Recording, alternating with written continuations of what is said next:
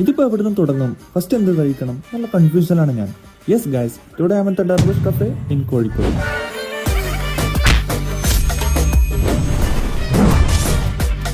എൻ്റെ ഇവിടുത്തെ ഫുഡ് ഒരു രക്ഷയുമില്ല, അത്ര അടിപൊളിയായിരുന്നു. ഫസ്റ്റ് നമ്മൾ ഇവരുടെ ലെൻറ്റിൽ സൂപ്പിൽ നിന്നാണ് സ്റ്റാർട്ട് ചെയ്തത്. ഇവിടുത്തെ സ്പെഷ്യൽ ഫുഡായ ലഞ്ച് കോമ്പിലുള്ള ഒരു ഐറ്റമാണിത്.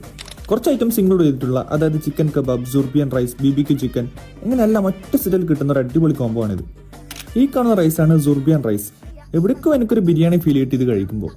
അതുപോലെ തന്നെ ചിക്കൻ കബാബ്, BBQ എല്ലാം ആയിക്കോട്ടെ, എല്ലാം നല്ല സോഫ്റ്റും നല്ല ടേസ്റ്റും ഉണ്ടായിരുന്നു.